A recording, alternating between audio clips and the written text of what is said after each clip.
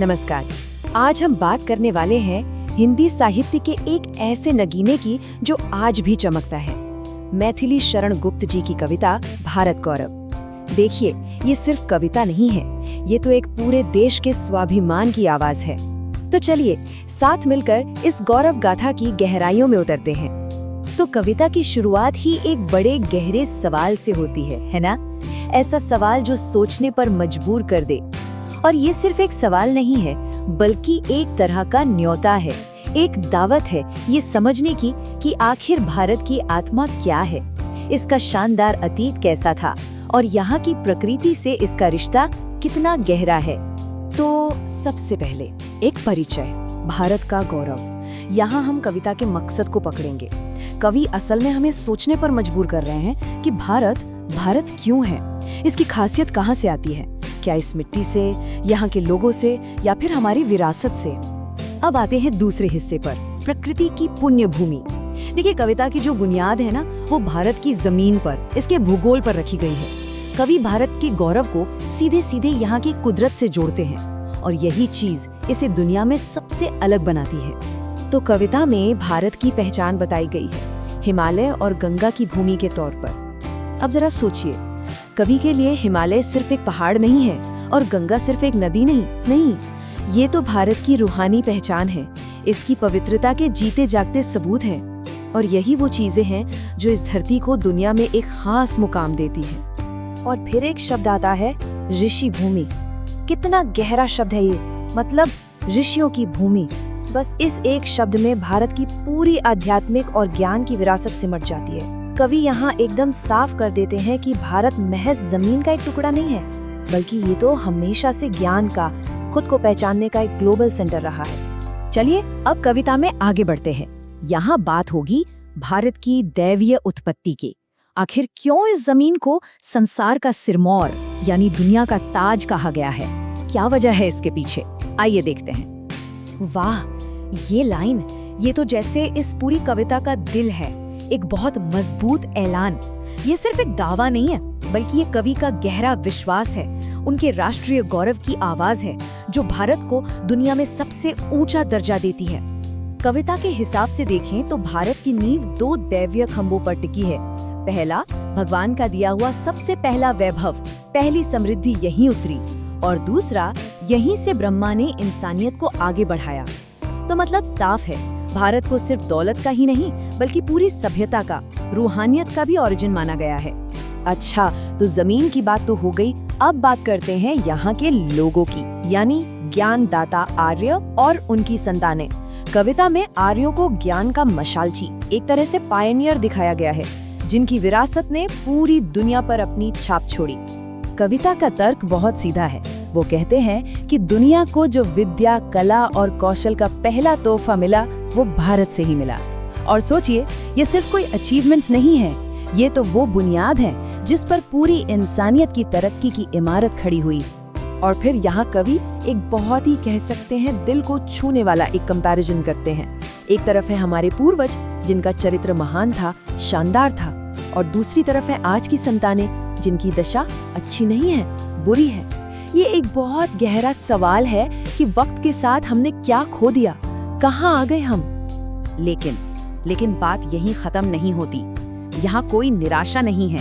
कवि एक उम्मीद की किरण दिखाते हैं। वो कहते हैं कि भले ही आज हालत अच्छी ना हो, पर उस महान चरित्र के कुछ निशान आज भी बाकी हैं। वो जो विरासत है महानता की, वो पूरी तरह मिटी नहीं है।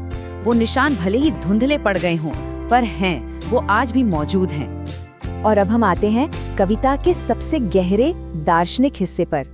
वो क्या आदर्श था जिसने हमारे पूर्वजों को महान बनाया? वो था निष्काम सेवा का आदर्श। तो क्या था उन पूर्वजों का असली चरित्र?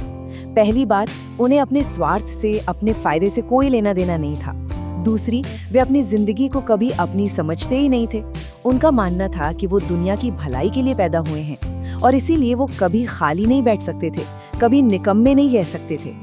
और ये एक लाइन, वे संसार का उपकार करने के लिए जन्म लेते थे, ये लाइन सब कुछ कह देती है। ये उस महान सोच का निचोड़ है। मतलब उनका जन्म अपने लिए हुआ ही नहीं था, बल्कि दुनिया पर उपकार करने के लिए हुआ था। उनकी जिंदगी का मकसद अपनी इच्छाओं को पूरा करना नहीं था, बल्कि किसी बहुत बड़े उद्देश्य को पूरा करना था। तो इस विवेचना को हम किसी नतीजे के साथ खत्म नहीं करेंगे, बल्कि एक सवाल के साथ छोड़ेंगे, एक ऐसा सवाल जो सोचने पर मजबूर कर दे। कविता हमें ये सोचने का न्योता देती है कि वो महान चरित्र के निशान जिनकी बात कवि ने की थी, वो आज कहाँ हैं? हमारे समाज में, हमारे आसपास, और हाँ, हमारे अंदर वो निशान कहाँ हैं? નમસ્કાર. ચાલો આજે મૈથિલી શરણ ગુપ્તની એક ખૂબ જ જાણીતી કવિતા ભારત ગૌરવના શબ્દોમાં ઊંડા ઉતરીએ. આ માત્ર એક કવિતા નથી, પણ એ ભારતના ભવ્ય ભૂતકાળ અને એની સાંસ્કૃતિક ઓળખનું એક ગીત છે. તો ચાલો આ શબ્દોની પાછળ જે ઊંડો અર્થ છુપાયેલો છે એને સમજવાની કોશિશ કરીએ. જુઓ, કવિ શરૂઆત જ કેવી રીતે કરે છે? સીધો એક મોટો સવાલ પૂછી લે છે. એવું કયું સ્થાન છે જે ખાલી જમીનનો ટુકડો નથી, પણ આખી દુનિયા માટે ગૌરવનું કારણ છે? આ સવાલ આપણને તરત જ વિચારતા કરી દે છે કે ભાઈ, એવી તો શું ખાસિયત હશે એ જગ્યાની? તો ચાલો સૌથી પહેલા એ જ સમજીએ કે કવિ આ ગૌરવશાળી ભૂમિને આપણી નજર સામે કેવી રીતે રજૂ કરે છે. એની એવી કઈ ભૌગોલિક અને કુદરતી ઓળખ છે જે તેને આટલી ખાસ બનાવે છે? અને જવાબ તરત જ મળી જાય છે. કવિ બિલકુલ સ્પષ્ટ શબ્દોમાં કહે છે કે આ ભૂમિ એટલે આપણું ભારતવર્ષ.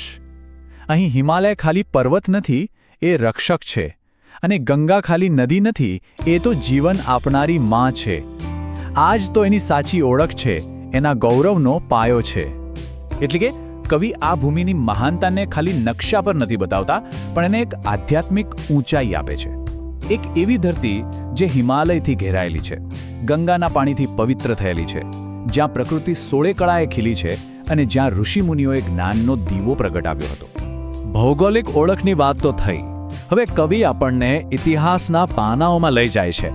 આ રાષ્ટ્રના મૂળ કેટલા જૂના છે, એનું ઐતિહાસિક મહત્વ શું છે? ચાલો આ દાવાઓને જરા નજીકથી જોઈએ. આ પંક્તિઓમાં કવિનો આત્મવિશ્વાસ જુઓ. એ એકદમ દૃઢતાથી કહે છે કે ભારતવર્ષ માત્ર શ્રેષ્ઠ જ નહીં, પણ એટલો પ્રાચીન અને મહાન છે કે ઇતિહાસમાં એની સરખામણીમાં કોઈ બીજો દેશ ઊભો પણ રહી શકે એમ નથી. ખરેખર અજોડ, અનુપમ. આ વિચાર જ કેટલો અદ્ભુત છે ને! કવિના મતે આ ભૂમિ માત્ર જૂની નથી, પણ આખી માનવ સભ્યતાનું પારણું છે.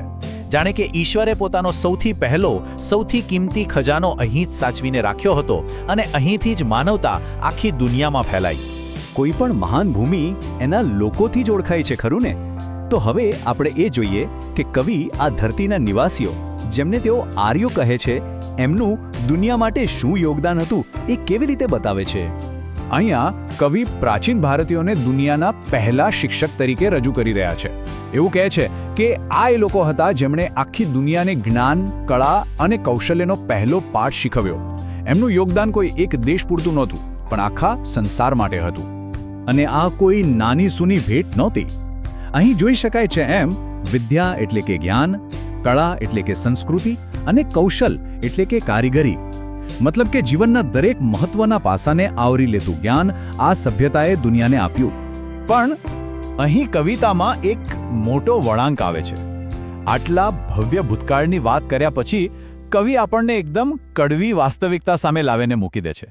એક બાજુ પૂર્વજોની એ મહાન સિદ્ધિઓ છે, અને બીજી બાજુ એમના જ વંશજોની આજની ખરાબ હાલત. આ સરખામણી ખરેખર હૃદયને હચમચાવી નાખી એવી છે. પરંતુ આ બધી નિરાશાની વચ્ચે પણ એક આશાનું કિરણ દેખાય છે. કવિ માને છે કે ભલે આજે પરિસ્થિતિ ખરાબ હોય, પણ આપણા પૂર્વજોનો એ મહાન વારસો, એમના ચરિત્રના અંશ આજે પણ ક્યાંક ને ક્યાંક આપણી અંદર જીવંત છે. એ વારસો હજી પૂરો ભૂંસાયો નથી. તો સવાલ એ થાય કે આ વારસો છે શું? કઈ એવી વસ્તુ છે જે આજે પણ જીવંત છે? આ પ્રશ્ન આપણને કવિતાના છેલ્લા અને કદાચ સૌથી મહત્વના વિષય પર લઈ જાય છે. આપણા પૂર્વજોનું જીવન દર્શન અને એમનું ચરિત્ર કેવું હતું. આ પંક્તિઓમાં એમના ચરિત્રનો આખો સાર આવી જાય છે.